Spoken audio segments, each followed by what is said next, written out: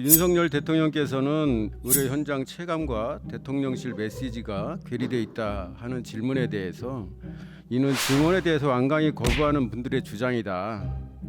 의대 증언 반대 세력 때문이다. 그렇게 말씀하셨는데 장관님도 혹시 같은 생각이십니까?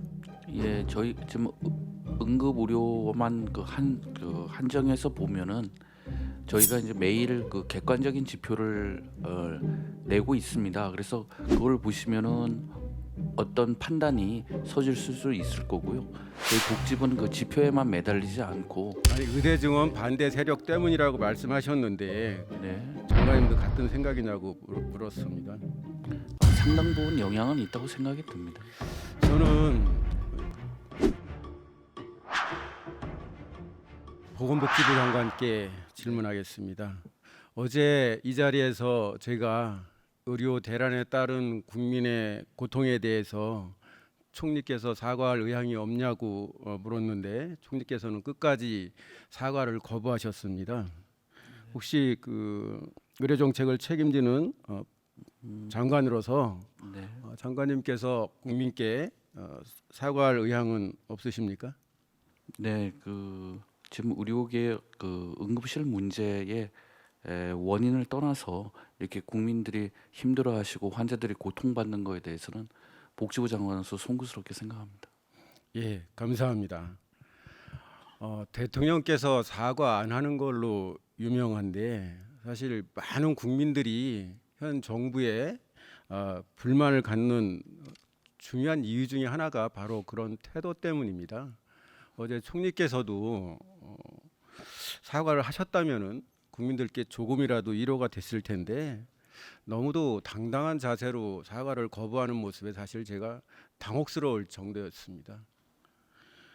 정부는 노력하고 있지만 어찌 됐거나 의료 대란으로 인해서 애꿎게 생명을 잃거나 건강이 악화되거나 또는 병원 치료받는데 고통받는 국민이 많은 게 사실 아니겠습니까? 그런데도 불구하고 총리가 그런 태도를 보인 것은 저는 매우 부적절했다고 생각합니다.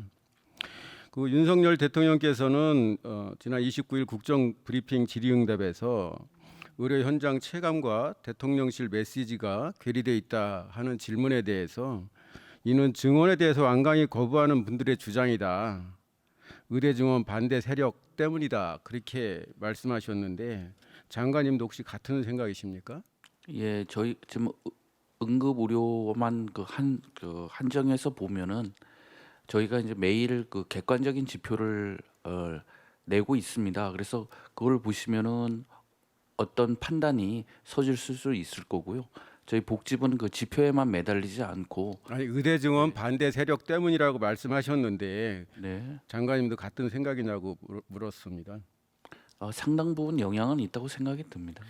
저는 정부가 최선을 다하고 있지만 이런 상황이 초래돼서 죄송스럽다. 네. 이런 식으로 말씀하시면 훨씬 좋을 것 같아요. 이런 말 하기가 그렇게 어려운 건지 잘 모르겠습니다. 의료진이 없어서 응급실 11곳을 돌다 의식 불명에 빠진 28개월 아이, 열사병으로 19개 병원을 돌다 사망한 60대 환자, 27개 병원을 수소문했지만 받아주는 곳이 없어서 구급차에서 분만한 임신부, 뭐 이런 내용들이 언론에 나왔는데요. 네.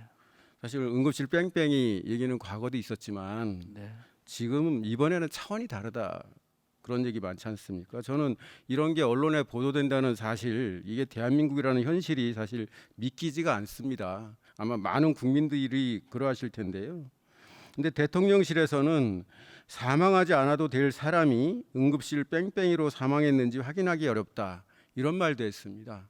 혹시 복지부에서 대통령실에 이런 내용을 보고한 적이 있습니까?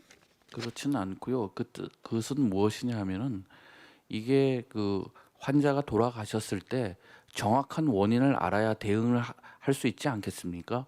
근데 그분의 지병 때문에 돌아가신 건지 아니면 치료가 지금 응급실 공백 때문에 늦어진 건지는 쉽게 알 수가 없다. 그 말씀을 하신 걸로 알고 있습니다. 지금 현실에 네. 그런 생각으로 이런 발언을 대통령실에서 하는 게 적절하다고 생각하세요? 저 어제 차관님은 저 총리께서는 이제 전공의들이 병원을 떠난 것이 의료 대란의 일차적인 원인이라 이렇게 얘기했는데 뭐 당연히 맞는 말이죠. 혹시 정부에서는 이 전공의 복귀를 위해서 어떤 새로운 조치를 검토하고 있는 게 있습니까? 전공의들이 복귀를 위한 그 7개 조건을 내세운 바가 있습니다. 거기에 그 대부분을 다 수용을 했고요. 또 특히 정원 문제 같은 경우는 2025년도야 이제 이미 이제 다음 주면은 수시 입학 모집이 되니까 힘들고요. 2026년에 대해서는 마음을 열어놓고 탄력적으로 협의할 수 있다고 얘기하고 있습니다. 이제 전공의들이 움직이기를 기다리고 있다. 뭐 정부가 접촉도- 새롭게 네. 뭐 내놓을 건 없다 그런 말씀인가요? 예, 그렇습니다. 그렇지만은 저희 정부 정책의 진정성, 그다음에 그분들이 원하는 그 선진 의료 시스템을 위한 의료 개혁 방안을 저희가 발표를 했기 때문에 그걸 잘 설명드리고 복귀를 촉진하도록 하겠습니다. 근데 현재 정부의 태도를 계속 유지한다면 전공의들이 복귀할 가능성이 거의 없다 이런 게 일반적인 평가인데 어떻습니까? 예, 뭐 지금 정원 문제가 가장 핵심으로 되어 있는데 정원에 관해서는 제가 여러 번 말씀드렸고요.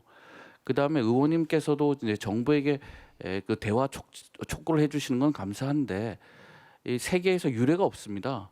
의대 정원을 증원했다고 필수 의사들이 현장을 떠나는 사례는 없거든요. 그러니까 그건 잘 알고 있는데요. 그러니까 한마디로 바랍니다. 장관님 말씀은 네. 전공의들이 앞으로 영원히 복귀하지 않는다 하더라도 더 이상 정부가 내놓을 것은 없다 이렇게 이해하면 되는 거죠. 그렇게 이해하지 마시고요. 정부가 전공의 복귀를 위해서 노력하고 있다고 이해해 주시기 바랍니다. 예.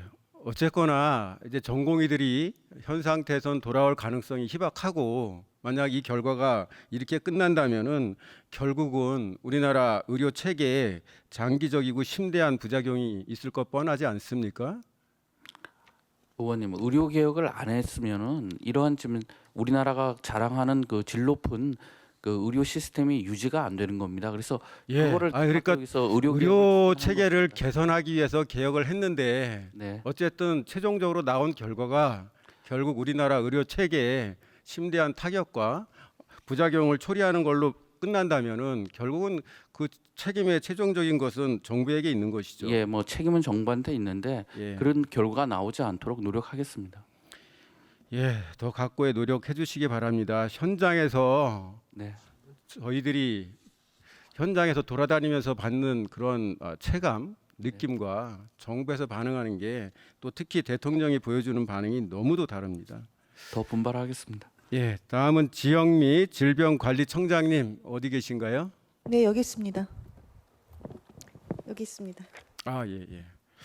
저 코로나가 많이 확산됐지 않습니까? 네.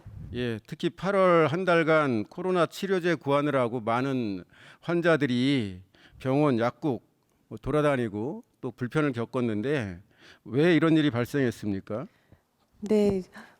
당초 저희가 그 예상했던 그 7월, 8월 그 여름 유행의 규모가 그 전 5, 6월에 비해서 한 10배 정도까지 이제 치료제 사용량을 예측을 했었는데요. 실제 치료제 사용량이 한 40배 이상 증가하면서 그런 상황이 발생을 했고, 그래서 저희가 굉장히 신속하게 예비비 확보를 통해서 치료제 확보를 했습니다. 그래서 이미 현장에 공급이 됐고 지금은 현장에서 안정화가 된 예, 상황입니다. 올해 확보한 치료제 예산이 이제 작년 대비 절반도 안 됐는데 그게 결국 이제 정부에서 코로나 확산을 완전히 잘못 예측해서 이런 일이 벌어졌다 그런 말씀인 의원이 거죠? 그런 것은 아니고요. 그게 저희가 이제 당초 작년에 예산을 책정을 할 때는 올 상반기 중에 건보 등재가 될 것으로 그렇게 예상을 했습니다. 그래서 그런 여러 가지 상황, 예, 그런 예측도 예, 잘못됐던 것이고요.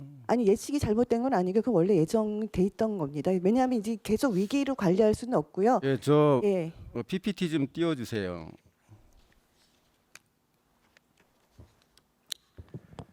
좀 이따 PPT가 뜰 텐데, 예. 그 2022년도에 코로나19 치료제 건강보험 신속 등재 협조 요청 협조통보에 저렇게 처리를 하는 과정에서 써 있기도 하지만 건보 적용 일자는 지연될 수 있음. 그러니까 정부로서는 저런 일을 진행함에 있어서 절차가 늦어져서 코로나 치료제에 대한 건강보험 적용이 늦어질 수 있다 하는 거를 당시에 알았어요. 근데 그럼에도 불구하고 이번에 예산을 제대로 확보 못해서 많은 사람들이 코로나 치료에 어려움을 겪고 또 질환이 악화되기도 했습니다. 이런 점에 대해서는 정부가 코로나 팬데믹 종식 선언 이후에 너무 안일하게 대응했던 게 아닌가, 그런 점 돌아봐야 된다고 생각하고 있습니다. 네, 일상적인 감염병으로 이제 관리하는 그 과정에 지금 엔데믹화 되어가는 과정이 있고요. 그 과정에서 다소 그 예측이 조금 잘못된 점은 있습니다. 그래서 그 관련해서는 저희가 조금 더 잘 살펴보고 지금 현장에서 실제로 이제 약사회랑 저희가 계속 소통을 하면서 살피고 있는데요. 앞으로 그 건보 등재가 될 때까지 문제가 생기지 않도록 잘 안정시키도록 하겠습니다. 그리고 건보 등재 시에 이제 본인 부담금이 많이 높아지지 않도록 저희도 복지부와 계속 협의를 해 나가겠습니다.